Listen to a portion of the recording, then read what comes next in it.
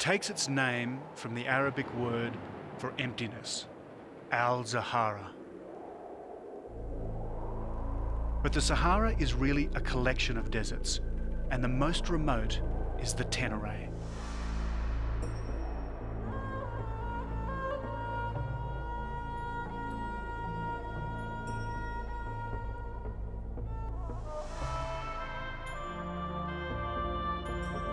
I set out to cross the Tenere in the way caravans have done for 1,000 years. It'll mean a journey of 1,200 miles over rock and sand by vehicle, camel and on foot, and it's a dangerous journey. For in this sweltering, desiccated furnace, death strikes the weak, the ill-prepared or the unlucky. They call it the land of fear.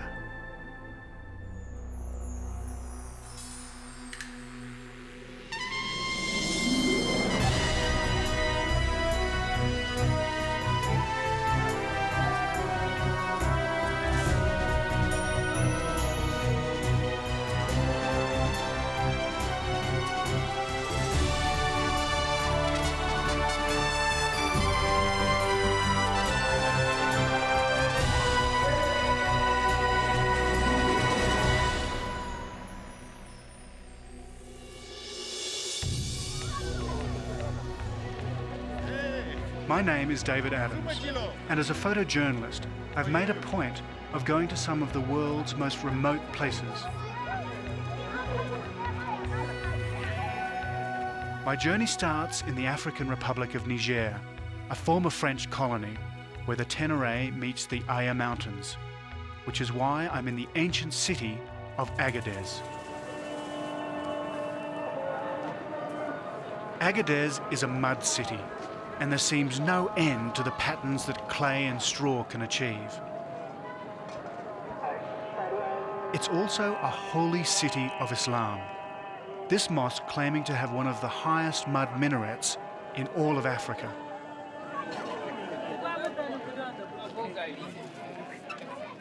It's a city that got rich on trade.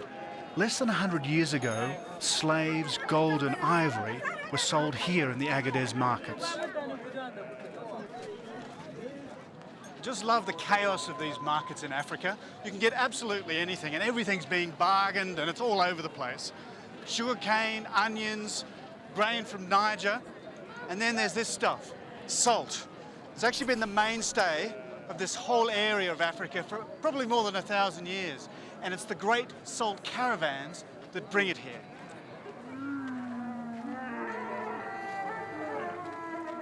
This is Caravan Central, first port of call after crossing the wilderness. From north, south, east and west, they converge on Agadez because it straddles one of the great desert crossroads of Africa. Everything about these markets is geared to caravans. Clothing, footwear, headwear, even a haircut. Meat, drinks and fruit for a lengthy desert crossing. And of course, food for the camels too.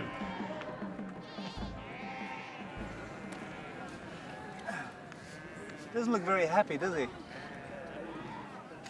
think he's probably really upset because he can't eat it. It's sort of the reverse of having a carrot hanging in front of you. You've got lunch on your back and you can't do anything about it.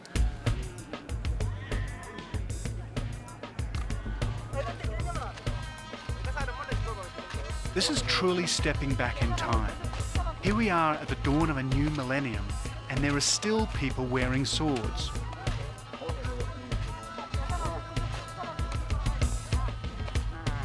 They're called the Tuareg, not people that you'd want to mess with. Only 18 months earlier, they were in full armed rebellion against the Niger government. So if you want to travel to the desert and survive, you need their help.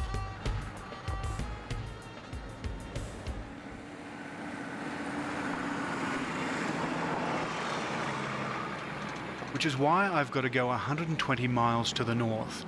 That's 200 kilometres to Chimia, a place famous for its camel races. Here I'll find the people I need to get me across the Tenere.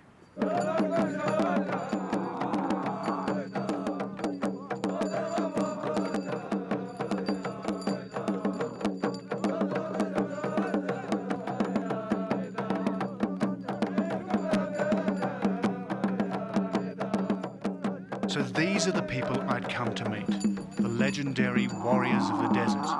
And they wouldn't look out of place in a Star Wars movie either.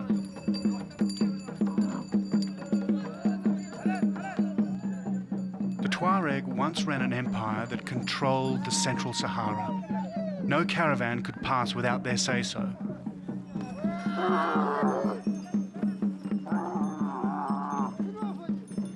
There are many theories about their origins. Some say they're one of the lost tribes of Israel, others that they were originally Christian, hence the prevalence of the cross as a Tuareg motif. But today they're Muslim, and in stark contrast to the Islamic norm, it's the men who cover their faces, while the women leave theirs unveiled.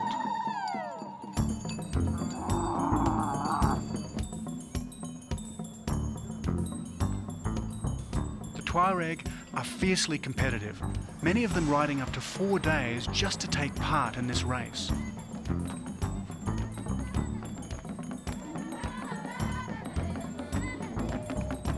And today that's all it is, a race.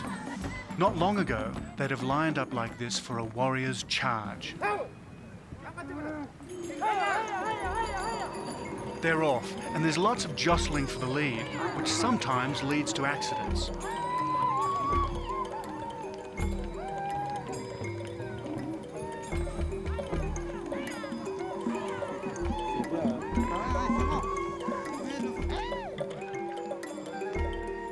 What an awesome sight.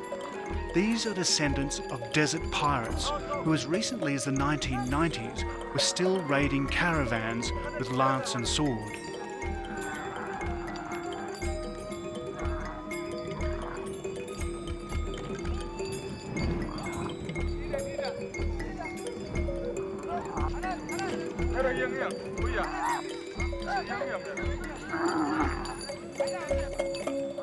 Somehow, I don't think nature ever designed a camel to gallop. It's more of an awkward lollop, half canter, half trot, not very comfortable for the rider. And it isn't a race for the faint-hearted. The course is just over 2 miles, or 3.5 kilometres. Plodding across the Tenere with a caravan won't be quite like this. It takes 10 minutes to cross the line. And when they do, it'll be to the cheers of their women and the jeers of their rivals. It's going to be interesting crossing the desert with men like these.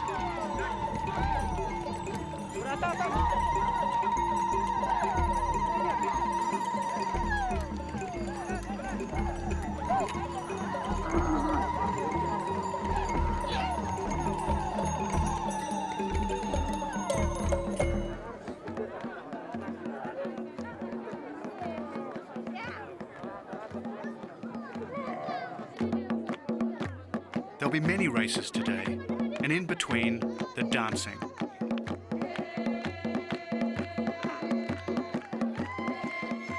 A chance for the warriors to let off steam, and for me, a chance to take some photographs. It's actually perfect moments like this when there's an amazing picture and your camera breaks.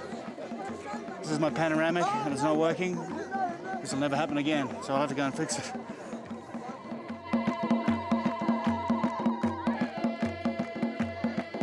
On they dance until the prize giving. And this is the prize. Whoa, fantastic. The legendary sword of the Tuareg, the takuba. And it's certainly not a toy. They use takuba for fighting, because it's something who every man, every Tuareg man will have a takuba. But today they're more for show, he says, a symbol of manliness. But for a weapon that's just a symbol, it's extraordinarily sharp, the perfect prize for a warrior.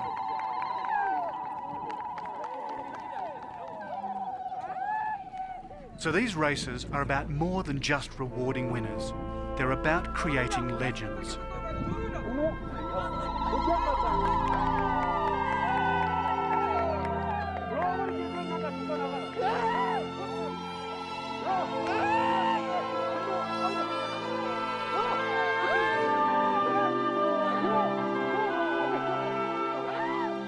It's It's as if we're back in the Middle Ages, in the time of the Moors, Crusader knights, and tales of chivalry and honour.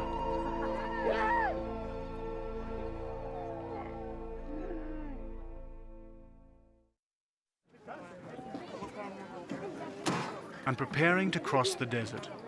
To help me, a team of Tuareg will show me the way to the Tenere and beyond.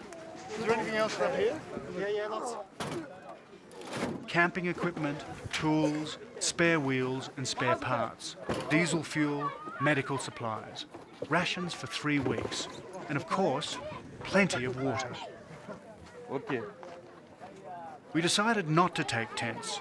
It hasn't rained in the Tenere for 15 years, and it isn't likely to for another 15. But I did bring these. Can't go anywhere without the old skis.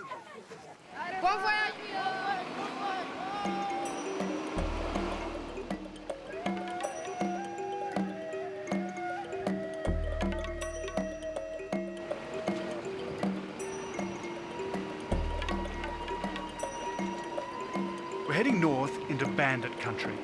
Our route takes us through the heart of Niger's Aya Mountains. This was a Tuareg stronghold during the rebellion.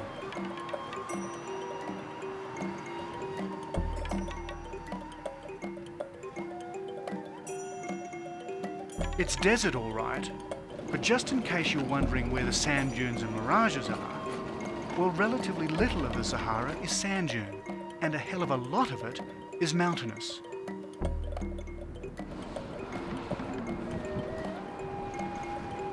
Some of these arid peaks are over 7,000 feet high.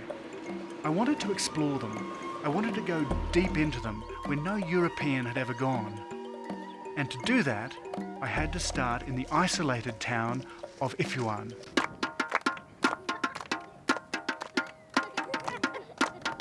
Here, everything's improvised. Buckets become drums, wires become toys, and an old plastic container will do as a soccer ball.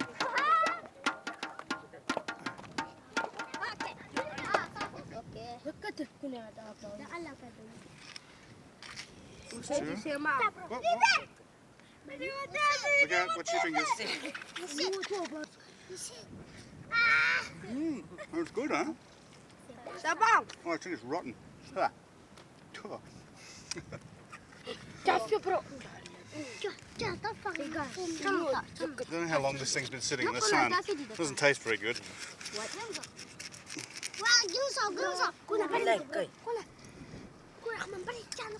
If I'd have been walking down these streets 18 months earlier, there's a fair chance I'd have been kidnapped and held for ransom.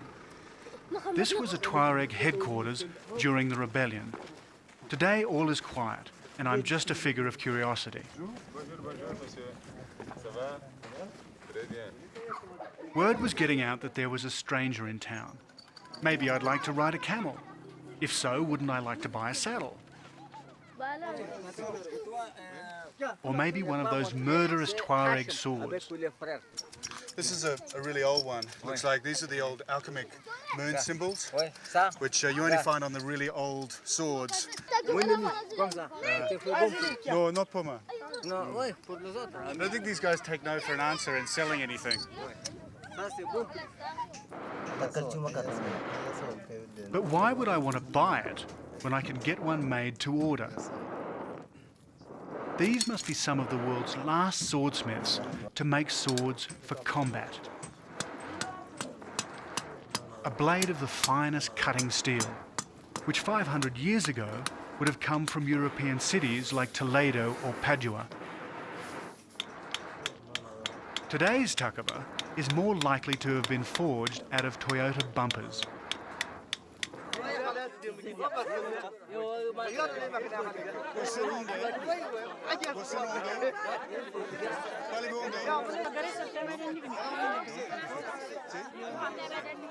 Parlez-vous anglais? Speak English? I'm looking for a guide. I'm a guide. Yeah? Yeah. Because I want to go from Iluan across the Air Mountains into the Tenere. I can do it for you. Yeah? Yeah. Do you have camels? I have camels. Because I would like to go either today or tomorrow, We if will it's do it. possible. Yeah? Tomorrow perhaps, but now you have to wait. I buy a cell for my camel here. Okay. Yeah? You can wait. Yeah, with I this. can wait, sure. Yeah. And that's how I came to meet Hoya Abdurrahmana, a man who'd become my guide and mentor, a man who'd helped me to understand more about Tuareg culture.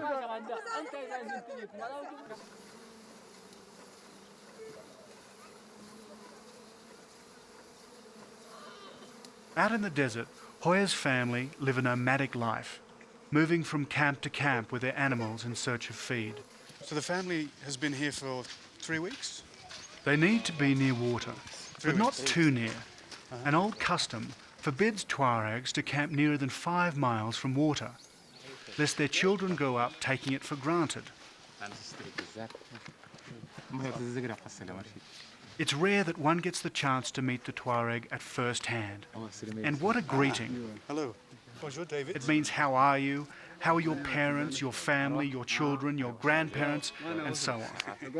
That's a fantastic handshake. David, bonjour. Can you go and greet my family? Yes, yes.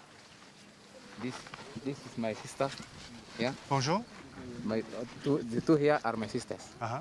The third one is my wife. Bonjour, madame.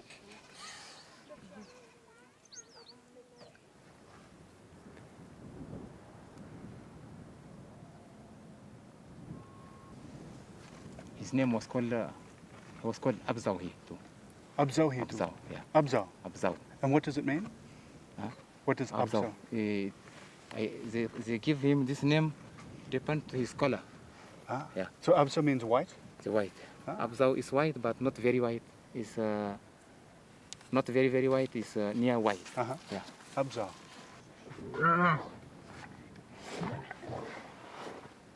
So it's on Abzal that I'll ride into the Tenere, perched on a Tuareg saddle with what look like sharp, trident-shaped handlebars. And Hoya, what are the spikes for, these ones? This is protection for Takuba. From the sword? Yeah, from the sword. Oh, so when they were fighting, this is so Yes. that you didn't get cut? You go behind and Takuba you stay here. Because I thought it was for me to hang on to. Not for taking. Oh. Not for taking. Saddlecloths, provisions, and a traditional water bottle made of goat skins. But there's something missing. And where are the stirrups? There are no stirrups? No stirrups. Okay. And there's something I remember about camels and committees.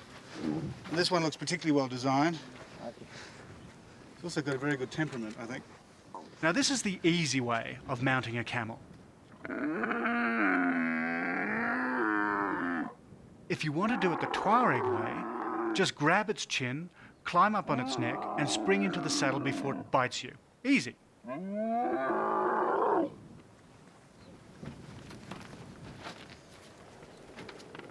So off we ride into the mountains towards one of the highest peaks in the Aya, Adra Tamgak.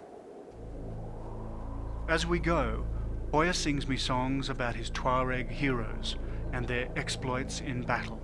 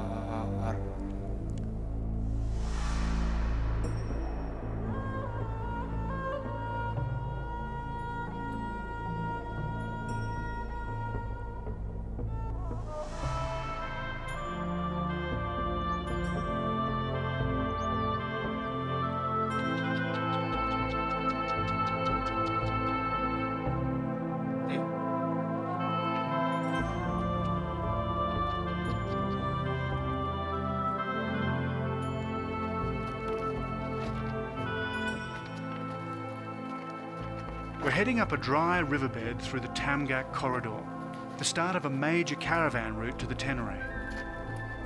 So it's a bit of a surprise to get our feet wet quite so soon.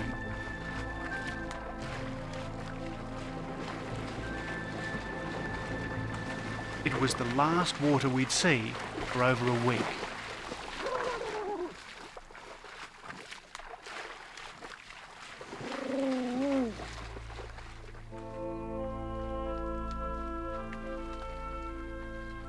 By now, I'm getting to know Hoya.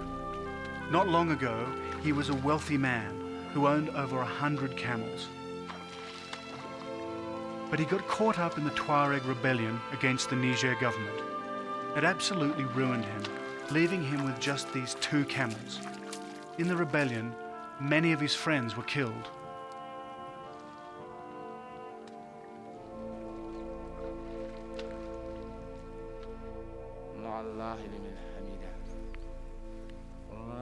As I was to discover, Islam is central to Hoya's life. When I was praying, it means I take contact with God. I pray for him.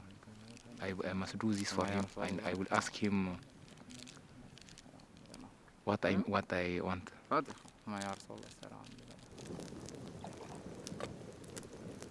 That night, Hoya brewed a pot of strong Tuareg minted tea, which has to be poured back into the pot 3 times. Why do you pour it 3 times? 3 times is something we see with our ancestors. If when somebody 1 tea or 2 was not happy, it's not good. It's not a good thing like this. It's a tradition for our ancestors.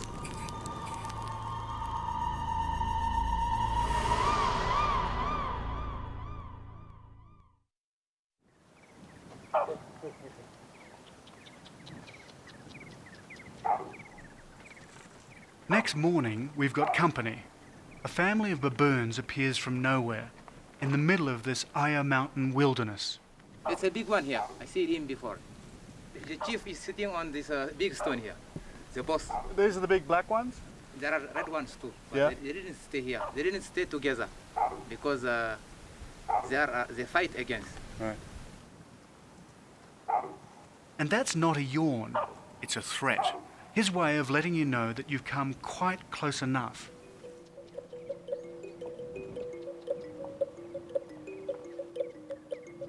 But what's so amazing is that they're here at all, in an arid place like this. As it happens, they're relics from a different age. Oh, wow. It looks like a whole family. It's a family here. And how old do you think these are? Maybe around 8,000 years. I'll take some photographs of this. This is great. They're animals long gone from this desolate wilderness. Yet their images have been faithfully recorded in stone.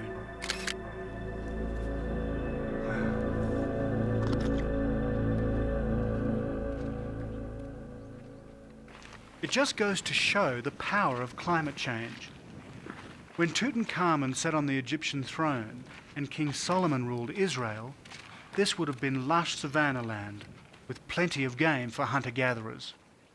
Whoever carved these 7,000 to 10,000 years ago sat here in a very different landscape than I do, because what he saw out on the plains was giraffe, ibex and all the other animals here on these rocks, and all I can see is dunes.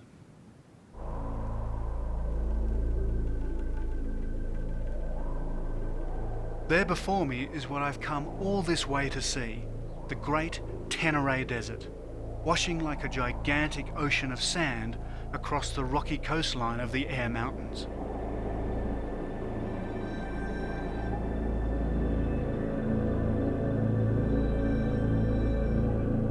So reunited with my vehicles, we head off into the desert, with Hoya coming along as my guide.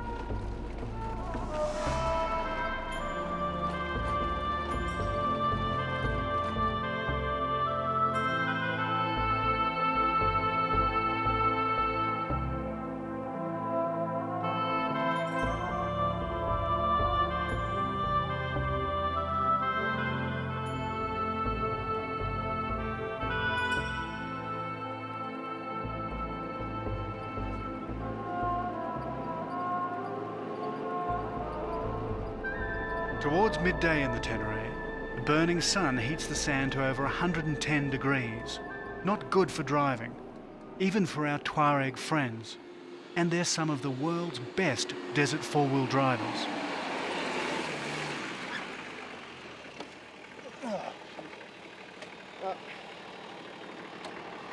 Now it's hot, I think it's not so easy to... Yeah. Looks like we might be having lunch here, I think.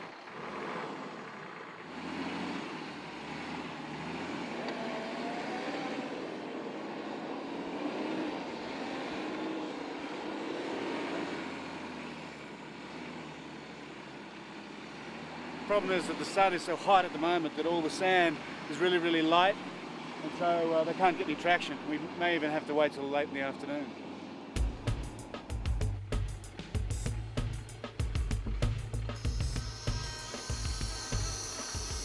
So we let air out of our tyres. Deflated tyres cover more surface area and gain more traction. And once into the real desert, we can get up quite a speed.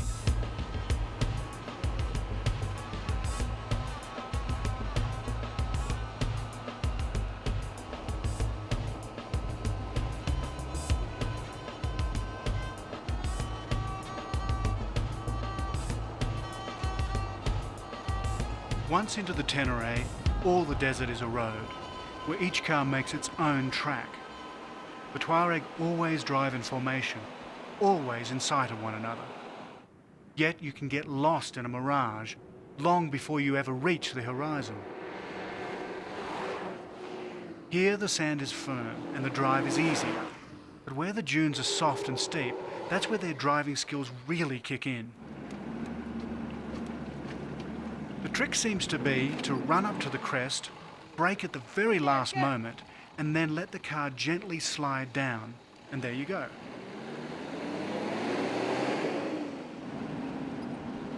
But sometimes even the Tuareg get it wrong.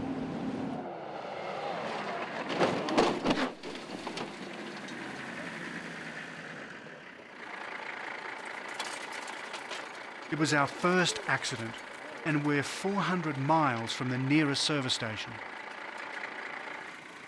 Nobody's hurt. What's happened is the bags come right through the back window here, fallen down into the compartment when they hit the ground. It also ripped out the tyre from underneath, and when they collected the ground in front, it's actually bent up this really large bumper bar. It's serviceable, but I think it's going to cost us quite a bit. It was a rather violent introduction to some of the most serene sand dunes on Earth. This is actually a giant meteorite crater, Arakau, and right now the light is absolutely perfect.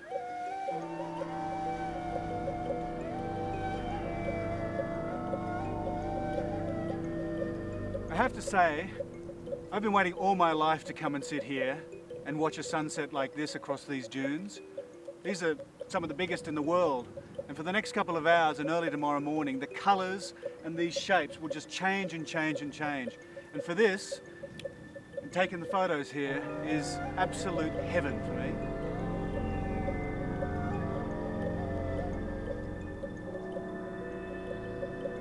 The shapes are incredibly sensual, curves and ripples made crisp in the red evening light.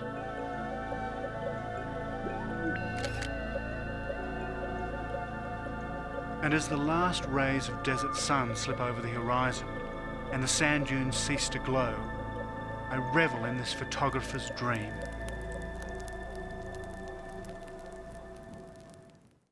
So this is the biggest dune in the Tenere, huh? Yes. Okay. The next morning, I wanted to have a crack at the world's highest sand dune and do it on skis. My friends thought I was absolutely crazy. It's my hat. This sandhill is a little over 300 metres high. That's almost 1,000 feet. And the Tuareg tell me it has never been skied before.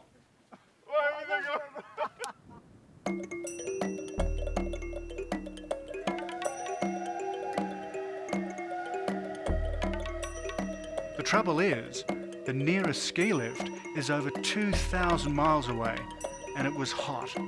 very hot.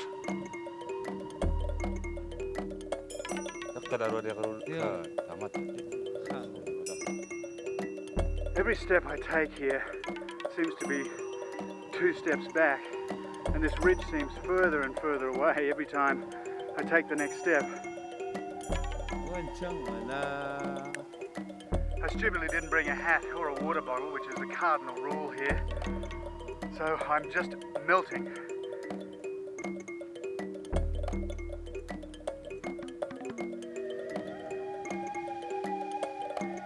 Getting up here on the ridge, this view is absolutely incredible. These dark ridges behind me that just burn in this sun, and then dunes away into the distance across this amazing crater. And I can see everything.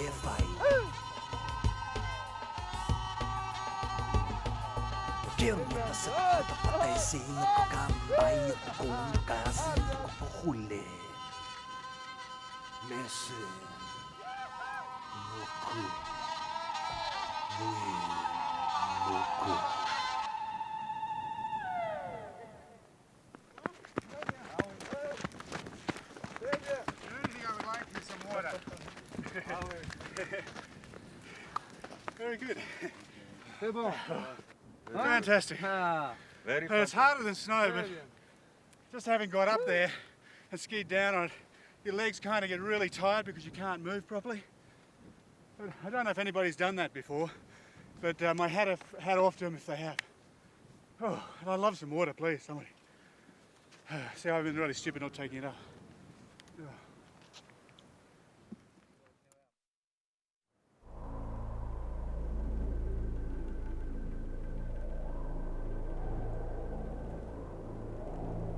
One week into our desert journey, and we're now well into the Tenere, and I have a caravan to catch.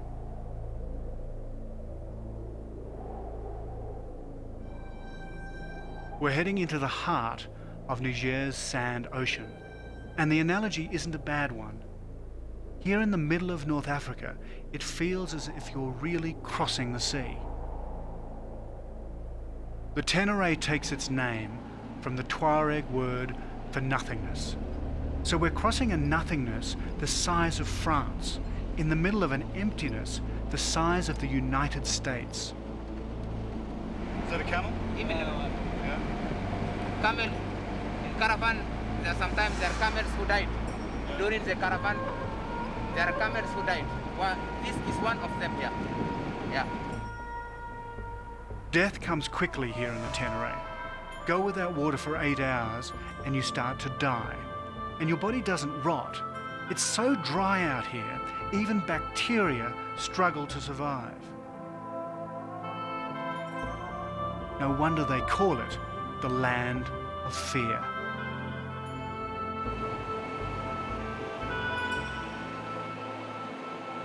Yet for centuries, Tuareg caravans have been crossing it, and we're on the trail of one right now.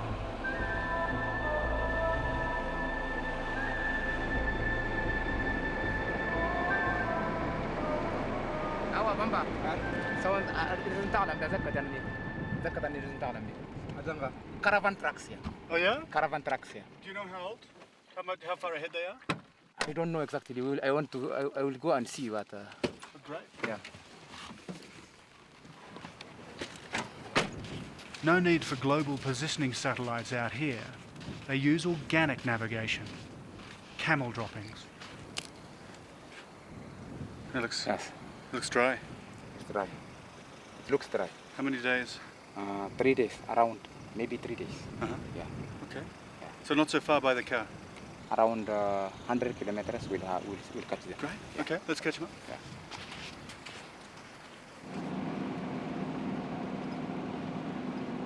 Then in the middle of nowhere, we see bales of hay. It's a camel takeout, a supply dump. Our caravan can't be far ahead now.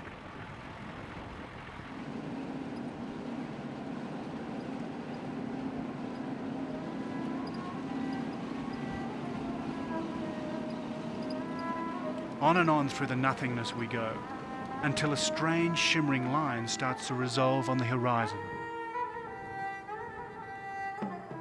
It's the caravan.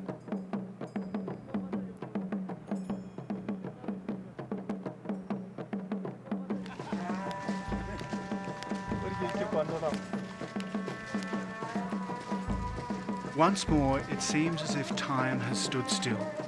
Things have hardly changed since the Middle Ages.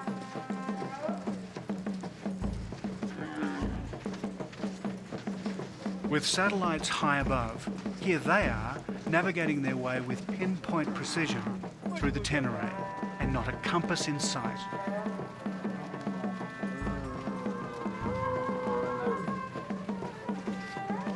This is the same caravan that's been dropping off hay all along the route, so when they return, they can feed their camels. Using the sun, the wind, and the stars to guide them, they'll find it again easily.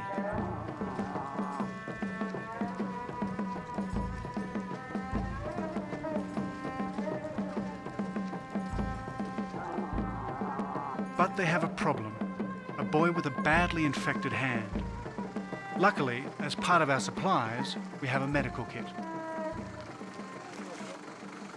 Looks like he's got blood poisoning. He's got glands are right up here.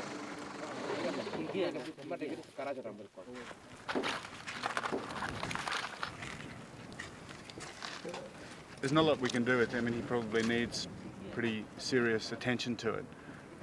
But hopefully we can stop the infection and clean it up. But it's much better treatment than he'd normally get out here, in a place where the nearest medical help is hundreds of miles away. It's very important, however. It doesn't take them all, they won't work. And if this doesn't get healed, he will lose his arm. If his wound turns gangrenous, it could be a stark choice. Amputation or Do not give these death. away, do not sell them, do not give them.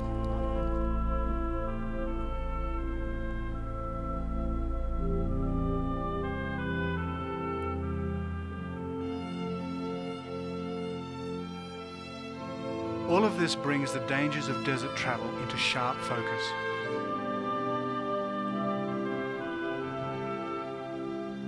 While the Tenere is awesomely beautiful, there's no margin for error, no support if something goes wrong.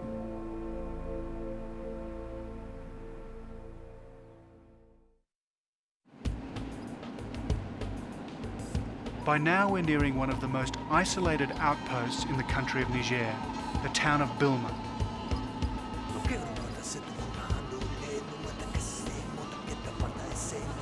And how's this for water ski practice?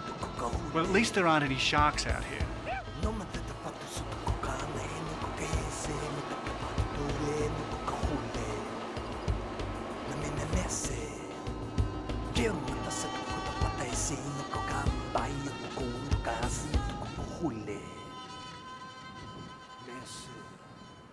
We've done about 220 miles across this sand ocean, and my Tuareg friends have navigated us perfectly. No thanks to this, though. And again, on a maritime note, what would you expect to see on the other side of an ocean but a lighthouse? It's just that the real ocean is 1,000 miles away.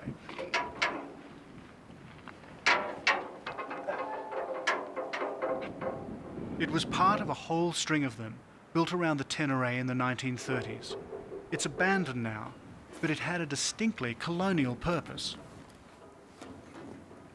Of course, this wasn't actually built for the Tuareg because they don't need navigation in the desert, they've got their own. It was built for the French army so they wouldn't get lost.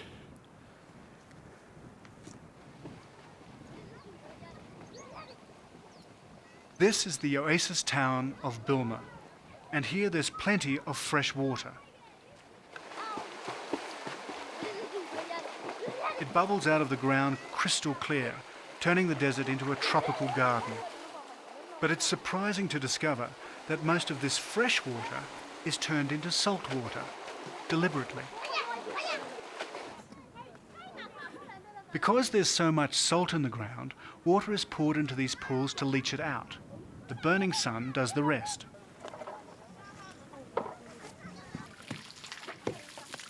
In temperatures of way over 110 degrees, or 50 degrees Celsius, the water quickly evaporates, leaving the salt behind. It's here that an old Bible story comes to life. They make pillars of salt. You're looking at an industry that hasn't changed for thousands of years. There's a shortage of salt in the Sahara, so Bilma salt still finds its way to just about every corner of North Africa, which is why Bilma attracts the caravans.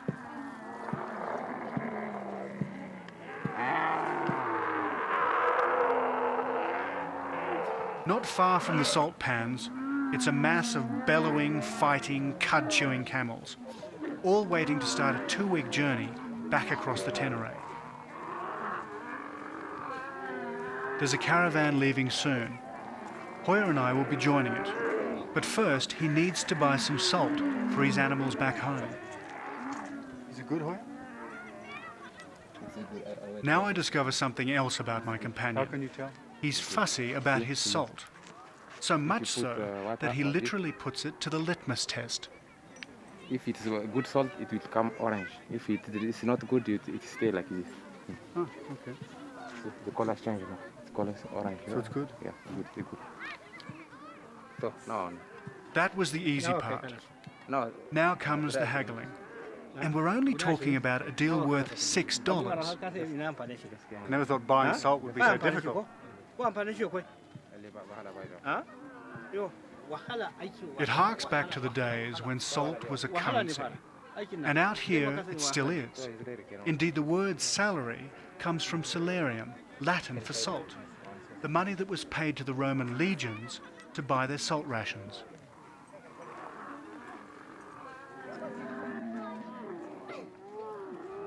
In all my travels, I don't think I've ever seen so many camels. Every year, they reckon some 25,000 pass through Bilma.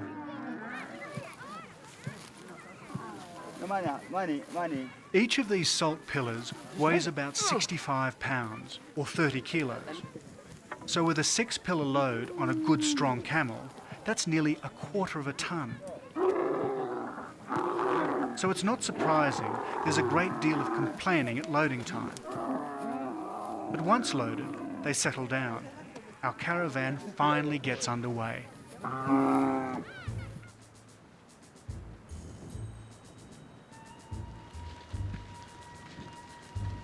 How many times have you crossed the Tenere? How many times have you? Yeah. Since you were this big? We've just embarked on a 370-mile trip across the Tenere. That's 600 kilometres, a journey of more than 2 weeks. When walking with caravans, lesson number 1, never underestimate its speed. While camels amble at what seems to be a dignified pace, their legs are long and you need to walk briskly just to keep up.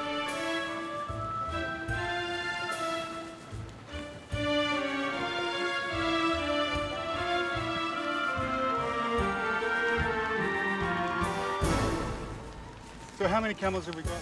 Yeah. And here's lesson number 2. Maybe It's maybe 300? 300 or less than. We didn't know. Nobody knows exactly the number of. Nobody will count the Count number. No, nobody will use it. For a period here, it's not good to count. No, it's not good.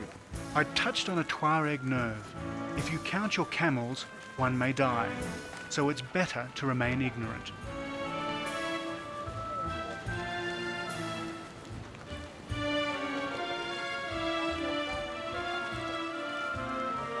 And during a caravan, you soon realize how effective Tuareg robes are.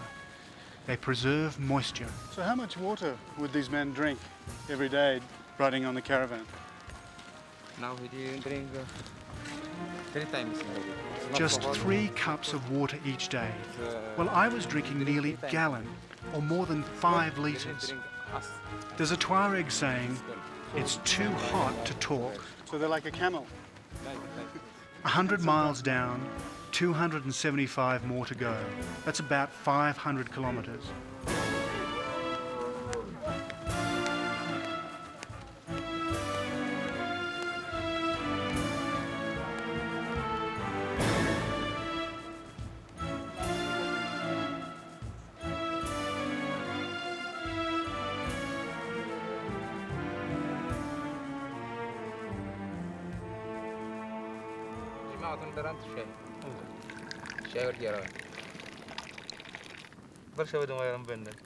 But many of these caravans go a lot further, right across Africa, without any regard for international borders. And the borders aren't a problem? You can just cross no, borders? no problem, he cross road. It's cross board, no problem for board. Yeah. Because Tuareg like freedom. He think that there is no board from him. In his mind, there is no board. Everywhere is for him. Everywhere. Yeah. At last, I was beginning to get a handle on these proud desert travellers. Yeah. Gentle and hospitable, but fiercely independent. And it's something they're prepared to fight for. So what does it mean to be a Tuareg? Is it freedom simply, or is there more? There are more. Freedom first, but freedom many first, things. Yeah, But freedom there's so first. many things, yeah. Many things too. The Tenere, the deep desert? Yeah, the desert, Tenere, and there is so many, I don't know, culture. Culture. We have in their culture, we have some many rules, which means really, and the Tuareg have obligation to respect that culture.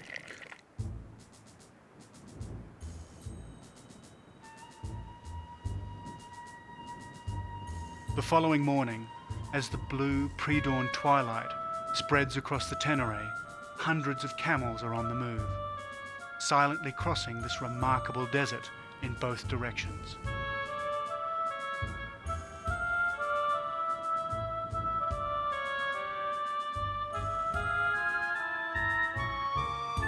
And if you ever thought that the middle of the Sahara was the middle of nowhere, well, think again.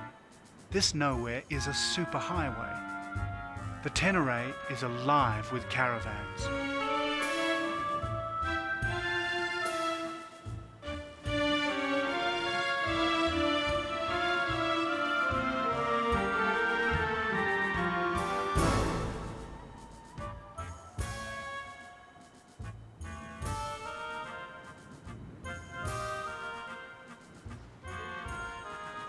It would be a mistake to think of caravans in terms of crude Western commerce. To a Tuareg, the caravan is a symbol of the journey of life.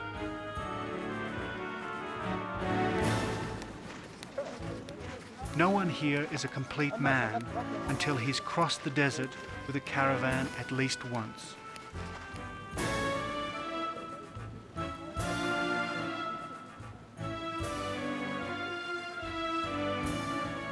So on I go, day after day, night after night, falling further under the spell of this Tuareg sense of freedom and independence. And with Hoya's help, I have completed this rite of passage and crossed one of the world's remotest deserts on another of my journeys to the ends of the earth.